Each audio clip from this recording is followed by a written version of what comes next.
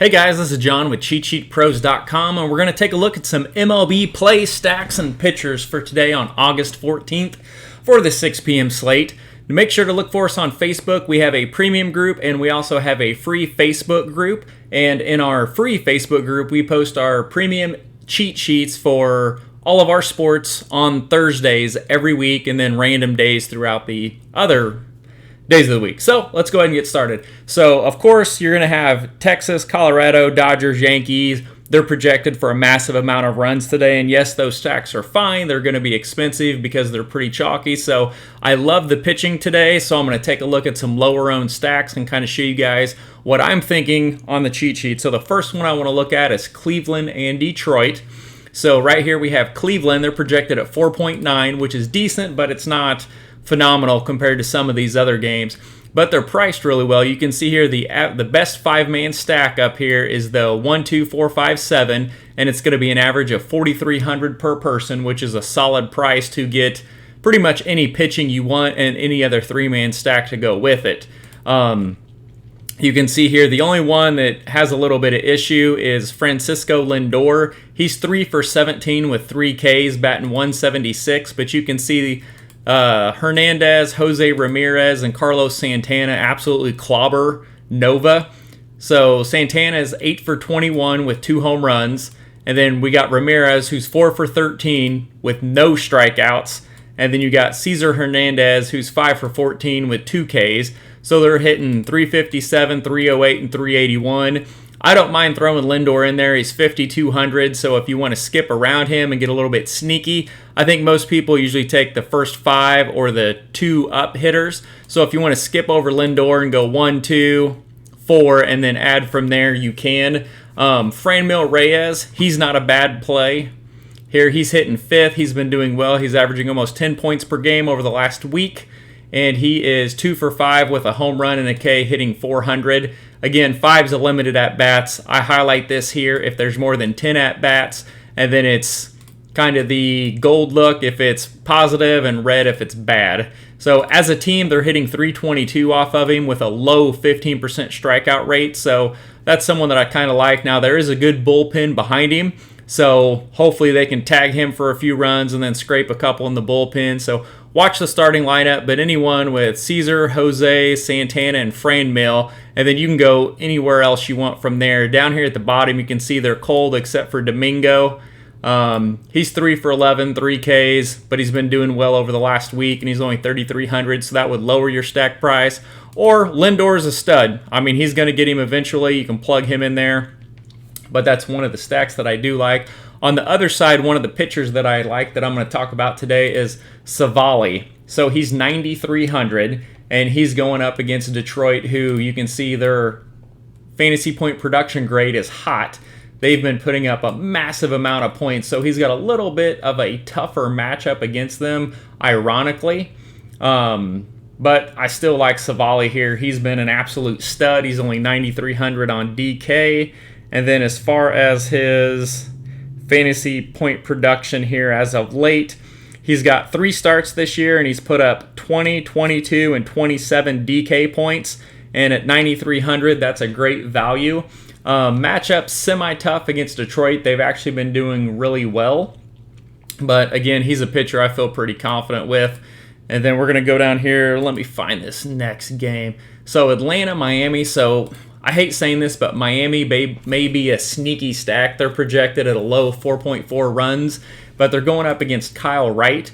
The worry here is that the fantasy point production is low, which they've got a lot of shitbags, let's just call them, on the team. But if you got a buck and you want to throw it in a single entry GPP, why not? They're going up against Kyle Wright. Last year in 19 innings, he had an ERA of 8.69 and gave up a 300 average with a 1.88 whip. That's horrible, but it's only 19 innings. So this year he's got 12 innings under his belt, a 6.75 ERA, a whip over 2, and an average over 300. So yeah, he's still struggling.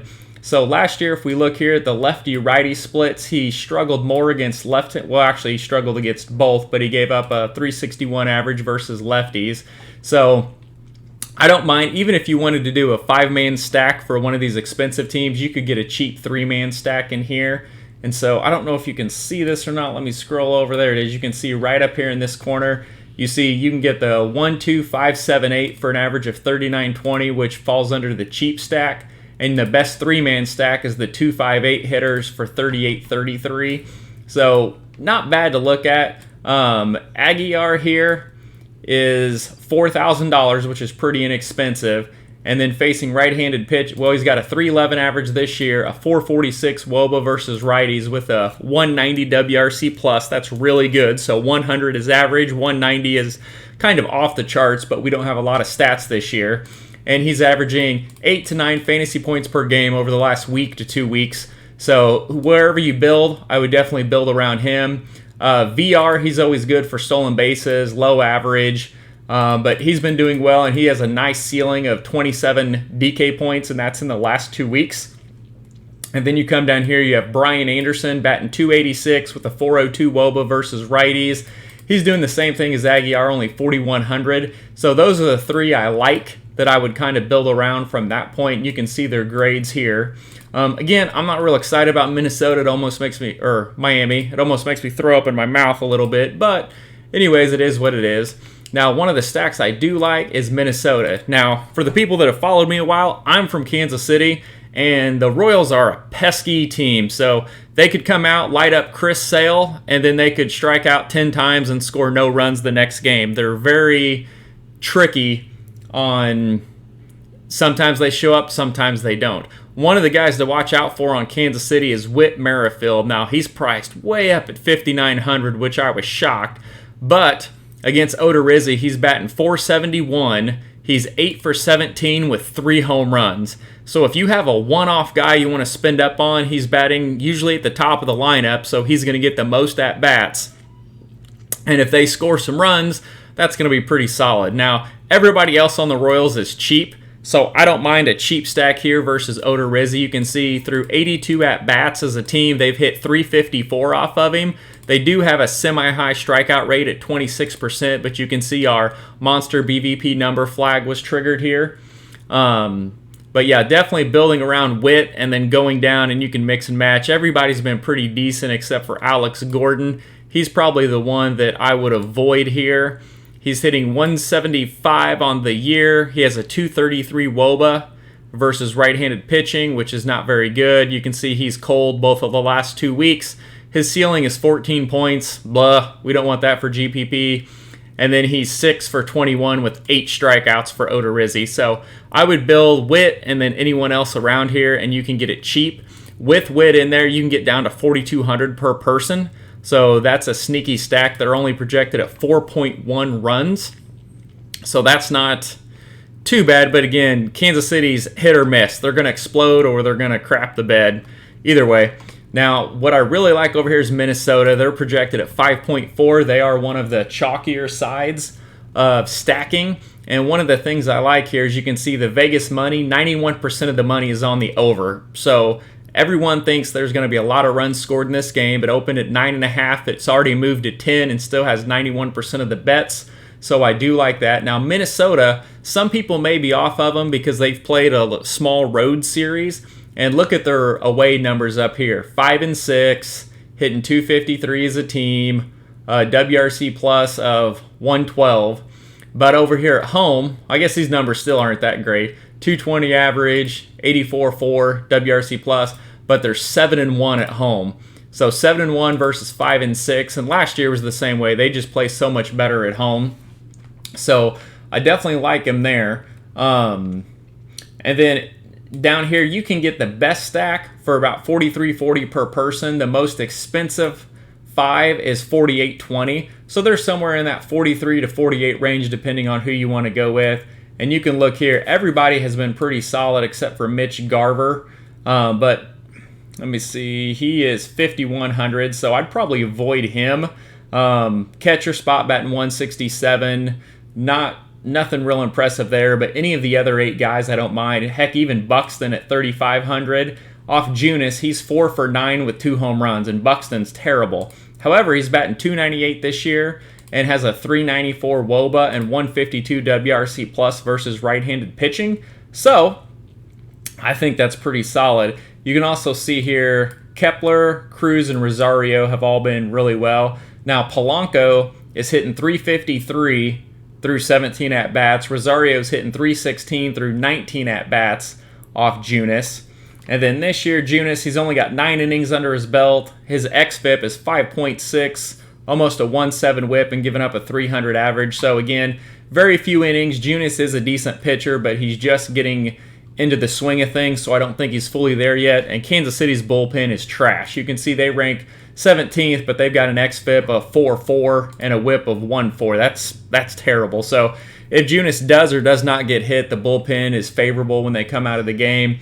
And you've got a team here that can really rack up some runs. So I like Minnesota. Cruz has been on fire recently, although you can see he's 0 for 6 with 3 Ks. So for GPP, maybe do one with Cruz, one without Cruz, kind of mix and match around him, because you want to see how different you can be with the field. But as a team, through 90 at-bats, they're hitting 311. They do have a 30% strikeout rate, so that's kind of on the fence. You know, Junis could get him, but Minnesota at home, I like stacking either one, or you could stack this whole game up. The prices are very fair. I mean, you're looking at 42 here, 43 here. You could stack this whole game up and just hope it goes off. So let's go ahead and take a look at the next one. So we have the sneaky stacks we like are Cleveland, Miami, Minnesota, KC. Those are the main 4 that I like. Of course, Yankees, Dodgers, Colorado, Texas. I'm not going to talk about them. They're popular. They're projected high. They have high totals. They're expensive. Everybody's going to be on them. That's fine. So let's take a look at some other pitchers that we have. So one was Civale. We went over him. And then let me find Sonny Gray. He was the other one that I wanted to talk about. Okay, so here we have Sonny Gray. The reason I like Gray is he's going up against Pittsburgh. They're only projected at 3.3 runs. They're hitting 214 as a team on the year. Their last 10-game power ranks 28th, which is not very good. And you can see their grades here are horrible outside of Colin Moran. Fantasy point production's low-mid. Nothing really exciting here. They've got a mid 21 to 23% strikeout rate. Versus right-handed pitching, they're 4-10 with a 53.9 WRC plus and a 192 average. So Gray has a really good matchup. I like him. As far as his fantasy point production, he is 9,600, and he's put up 31, 39, and 28 DK points in his first 3 starts at home. And then his last start, he went to Milwaukee and gave up 4 runs in 5 innings on the road to, Milwaukee. So that wasn't as good, but he's coming back home, and I like him. He's got an upside there at the 9,600. And then one of the other pitchers I like, let me go down here and see if I can find this game, is Tyler Chatwood. So let me pull him up. Where are we at? Okay, there we go. So Chatwood's kind of sneaky at 9,100. This morning I looked right over him. His last start out was at Kansas City. He was -9 points, and he got tagged for 8 earned runs in 2 innings. So that's what I mean by Kansas City's pesky. They could tag you or they could just crap the bed. Prior to that, he put up 38 points against Pittsburgh and 29 points against Milwaukee. So that's pretty solid.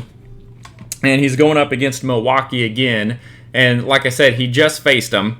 Last year, he was pretty decent. He had a sub-4 whip and xFIP, allowed a low 232 average. You take out the one game against Kansas City, and he's pretty solid. Now, people are going to see his ERA of 5.4, and they're probably going to scroll up or scroll down and look past him. But his xFIP is 2.61, so that's indicating that he's been unlucky and is a lot better than projected. And he's allowing a 279 average so far. So he's been a little unlucky on the high side, but I do like him. He does have a scary bullpen behind him, so we do got to worry about that. But I like the upside of pushing 3x. The other one that I really like is Franmil Valdez. So let me find Houston, Seattle. So again, Seattle, I mean, they're a powder puff team here. Low, mid, all the grades are low with the exception of a couple of guys. They rank almost dead last in last 10 power rank, hitting 226 as a team. Versus left-handed pitching, their WRC plus drops 30 points. They're only hitting 180 as a team with a 24% strikeout rate.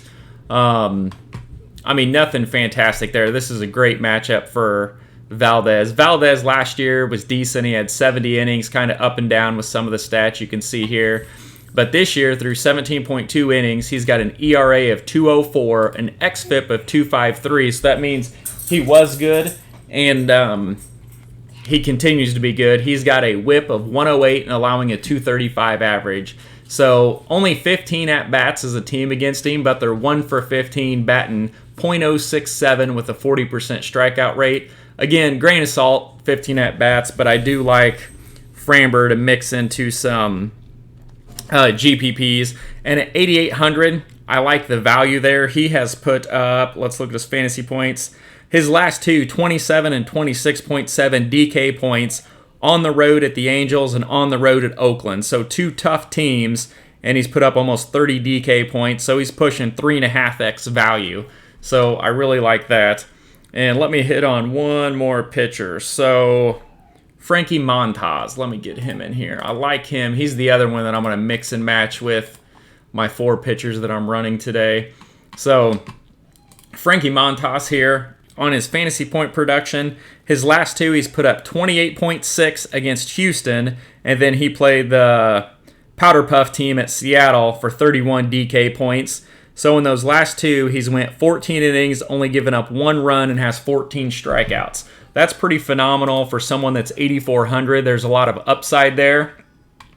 And then this year you can see his stats. He's got 23 innings, ERA of 1.57, whip of 1, and allowing a 175 average. Now his xFIP indicates he's been a little lucky. It should be closer to 4, but again, we don't have a lot of data. And then last year, through 96 innings, he had a 2.63 ERA, 1.11 whip, and allowed a 2.30 average. And he's going up against a team that's ice cold. They all grade low. No BVP. They're hitting 243 as a team. They ranked 25th in the last 10 power rankings. And then San Francisco at home, they're 3-3. Versus right-handed pitching, they're 4-9 with a 22.2% strikeout rate and 3-7 in their last 10 games. So good chance here he's going to get the win. But I do like Montas there. He's got potential for 4x upside if he could hit that 32 to 34 DK points, and he could get there. Now, if you want to punt, I don't mind Johnny Cueto on this side going up against Oakland. Cueto's only 5,200. He can probably give you about 10 points. That's 2x. So if you're stacking one of these games like Yankees, Colorado, Texas, something like that. Cueto's last 2 games, he was at Colorado, put up 11.1 DK points, and then at the Dodgers and put up 11.8 DK points. And that doesn't seem like much, but he's throwing around 90 pitches per outing, and that's 2x. He's only 5,200. You're not paying $8,000 or $9,000 for him. So if you want to punt, Cueto can likely get you 2x, and he's been decent so far to start the year. Now, one of the things that I do want to talk about is the reason I like those pitchers. So Sonny Gray at 96, Civale at 93, Chatwood at 91, Valdez at 88, and Montas at 84, is they could all go 3x, 4x upside, and I think 2x is a floor. Now you take someone like Garrett Cole, he's 11,000, so to get 4x out of him, you're going to need 44 DK points or 33 for 3x. Now his last 4 starts, Cole's put up 20, 19, 23, and 24 DK points. A solid floor of 2x, but that's about it. And he's thrown 107, 91, and 102 pitches, and he's had 10, 4, and 7 Ks.